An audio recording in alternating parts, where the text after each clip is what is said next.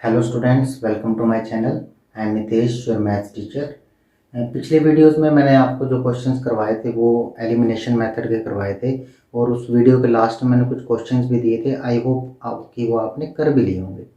आज की इस वीडियो में मैं आपको एक और नया मेथड सिखाने जा रहा हूँ जो हमें दो इक्वेशंस दी होती हैं उनको सोल्व करने के लिए काम आता है। इस मेथड का नाम है क्रॉस मल्टीप्लिकेशन मेथड।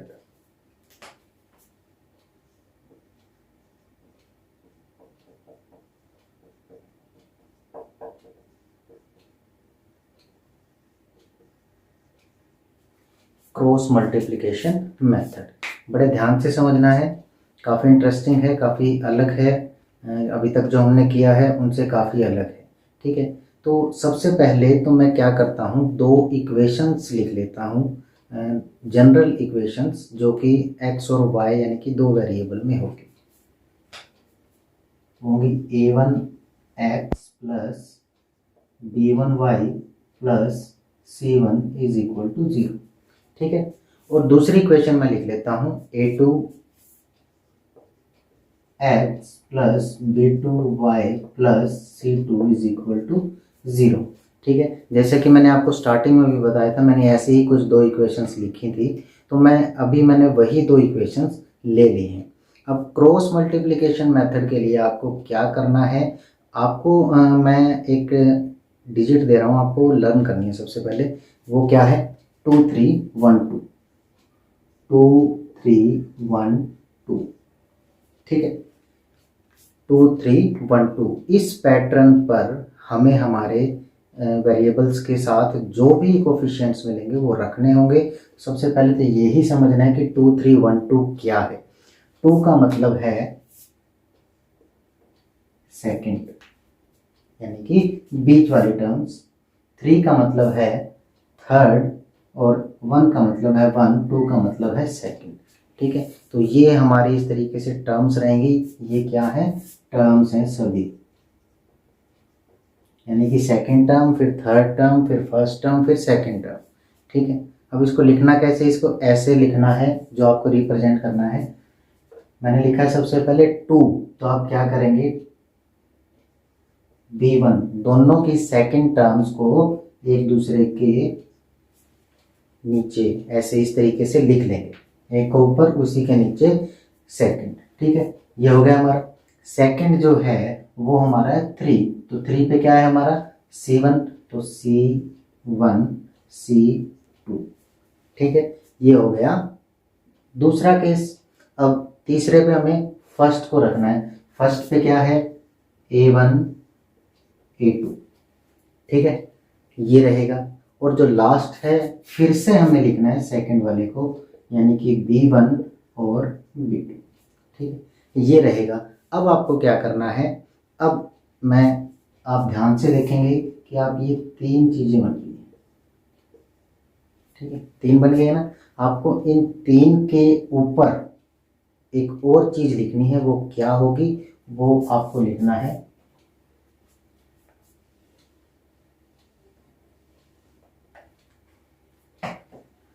यहां।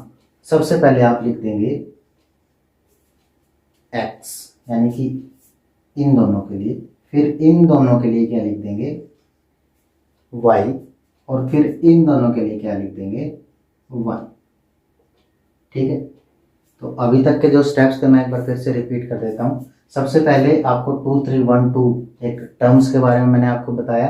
पहले जो है सेकंड टर्म्स वाले ऊपर नीचे इस तरीके से लिखने हैं, फिर थर्ड वाले, फिर फर्स्ट वाले, फिर सेकंड वाले।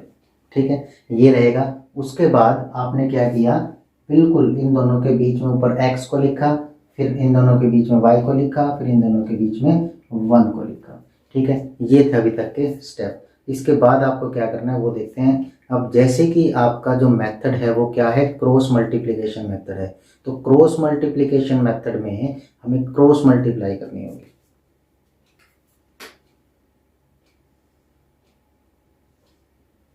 ठीक है, इस तरीके से आपकी क्या रहेगी, क्रॉस मल्टीप्लाई। ठीक है, सभी की करेंगे, और फिर क्या है लास्ट में ये, ठीक है। ये रहेगी आपकी क्रॉस मल्टीप्लिकेशन मेथड।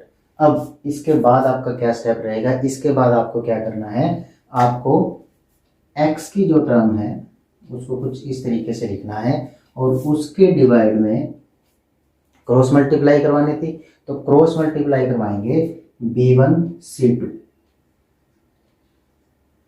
ठीक है, और बीच में माइनस का निशान लगा देंगे और b2 c1 इस तरीके से लिख देंगे। सेकंड वाला क्या होगा, y। अब y के लिए लिखना है, y के लिए कौन सी रहेंगी, जिनके बीच में हमने y को लिखा है ये दोनों, c1a2 c2a1 माइनस में c2a1, ठीक है।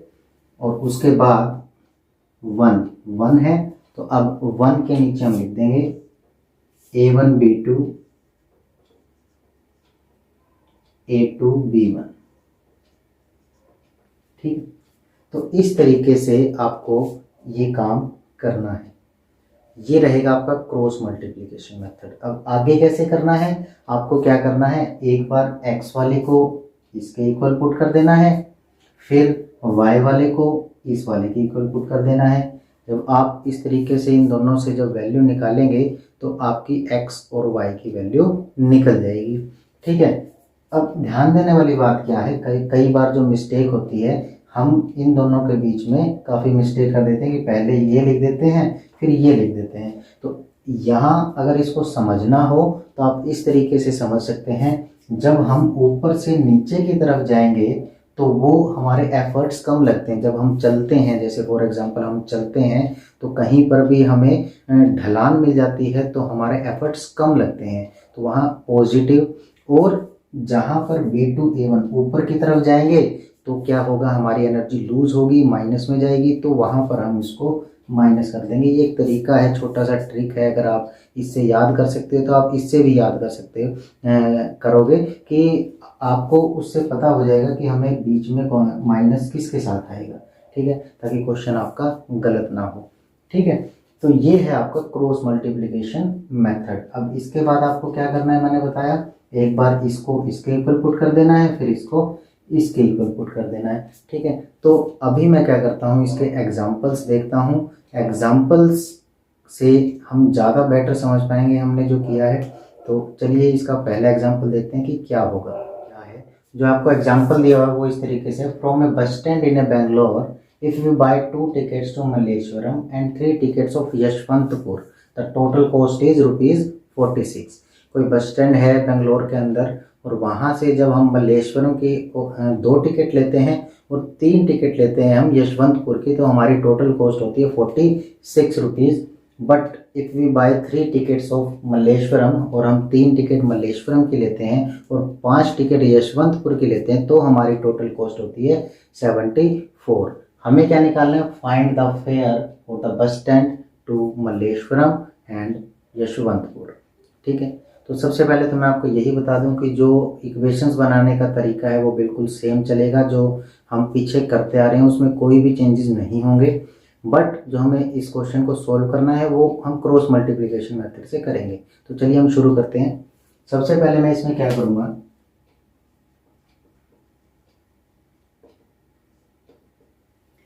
मैं एक टिकट की कॉस्ट मान लेता हूँ मल्लेश्वरम की, let cost of 1 ticket of Malleswaram, ठीक है, ₹X। मल्लेश्वरम की टिकट मैंने मान ली ₹X and the cost of 1 ticket of Yeshwanthpur, ये मान ली मैंने ₹Y, ठीक है। अब यहाँ से मैं क्या करूँगा, अकॉर्डिंग टू क्वेश्चन, अब क्वेश्चन से मैं इक्वेशन निकाल लूँगा। अकॉर्डिंग टू क्वेश्चन क्या कहता है कि 2 टिकट मल्लेश्वरम की, एक टिकट का किराया इतना, तो 2 का कितना हो जाएगा 2x, प्लस 3 टिकट यशवंतपुर की, तो 3 टिकट यशवंतपुर की यानी कि 3y इज इक्वल टू, इन दोनों को प्लस किया तो हमारा टोटल कॉस्ट कितना आया 46, ठीक है। इसके बाद ये हमारी इक्वेशन नंबर फर्स्ट। अब क्या करूंगा मैं, अब मैं करूंगा सेकंड वाली जो 3 टिकट्स ऑफ मल्लेश्वरम यानी कि 3x और 5 टिकट्स ऑफ यशवंतपुर, ये आ जाएगा ₹74, ये आ जाएगा सेकंड इक्वेशन। ठीक है, तो इन इक्वेशन की पहले मैं स्टैंडर्ड फॉर्म की तरह कर लेता हूँ। जैसे थी ये हो जाएगी 2x + 3y - 46 = 0। ठीक है, और ये क्या हो जाएगी 3x + 5y - 74 = 0। ये इक्वेशन फर्स्ट आ गई, ये सेकंड आ गई। अब हमें क्या करना है, इन इक्वेशंस को किससे सोल्व करना है, क्रॉस मल्टीप्लिकेशन मेथड से। तो क्रॉस मल्टीप्लिकेशन के लिए आप क्या करते थे, मैंने आपको फॉर्मूला बताया 2 3 1 2, यानी कि 2 वाली डिजिट्स पहले लिखूंगा मैं इसके बाद जो आपको करना है मैं इस तरफ कर रहा हूँ 3 5। ठीक है, लिखा मैंने। फिर 3 - 46 - 74। ठीक है, इसके बाद 1 2 और 3। ठीक है, और लास्ट में फिर से 2 यानी कि 3 और 5, ये लिखा मैंने। और इनके ऊपर मैं क्या लिख लेता हूँ, पहले में x, दूसरे में y, तीसरे में 1, और इनकी मैंने क्या करवा देनी है, क्रॉस मल्टीप्लिकेशन, जो कि हमारा मेथड भी है। ठीक है, अब ये क्रॉस मल्टीप्लिकेशन करवाने के बाद मैंने क्या करना था, x =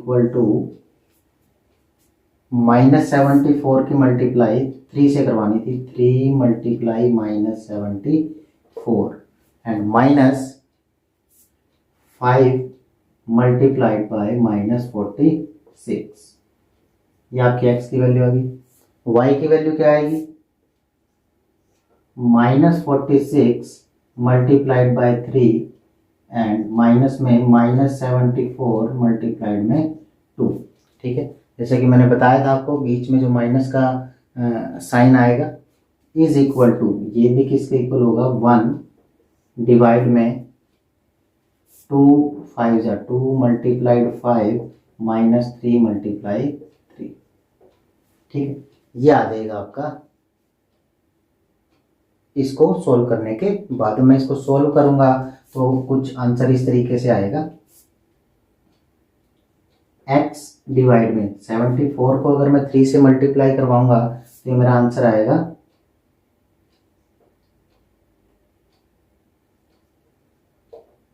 ठीक है, और यहां आ जाएगा मेरा माइनस और माइनस प्लस, और ये आ जाएगा मेरा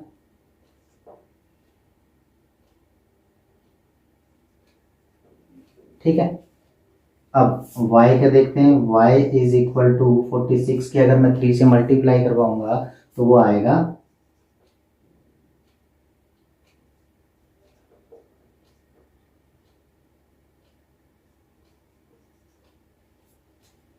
ठीक है, ये आ जाएगा आपका, यहाँ माइनस है तो ये प्लस हो जाएगा। तो अब क्या होगा, नेक्स्ट जो है 1 डिवाइड में 10 - 9।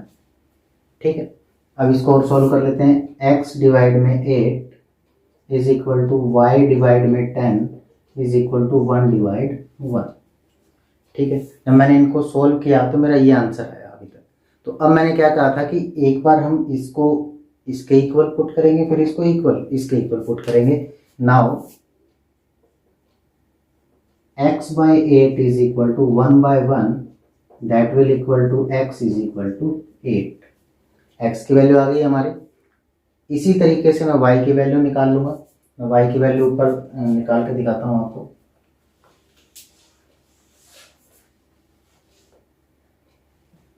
y/10 = 1/1, तो क्या आ जाएगा, y = 10। ठीक है, तो ये आपका क्या आ गया, x और y की वैल्यूज आ चुकी हैं। अब क्या करेंगे हम, देखिए ध्यान से, हमने स्टार्टिंग में क्या लिखा था, let the cost of 1 ticket of Malleswaram ₹x, x माना था, तो मल्लेश्वरम का कॉस्ट हो जाएगा ₹8, और जो दूसरा आपने यशवंतपुर का था वो हो जाएगा y। तो लास्ट में लिख देंगे हम कि therefore cost of Malleswaram ticket rupees क्या माना था, x माना था, x की वैल्यू 8 है, and the cost of Yeshwanthpur ticket rupees y की वैल्यू 10। ठीक है, तो इस तरीके से आप क्रॉस मल्टीप्लिकेशन मेथड से इसको सोल्व कर सकते हैं। ठीक है, इस बिहाफ पे मैं अब कुछ क्वेश्चंस आपको दे रहा हूँ, आप वीडियो के एंड में अभी देख भी पा रहे होंगे। आपको ये क्वेश्चंस बड़े ध्यान से करने हैं, और इन क्वेश्चंस में आपको कोई भी डाउट लगे तो नीचे डिस्क्रिप्शन में मेरा नंबर है, आप उस पर संपर्क कर सकते हैं। Thank you very much.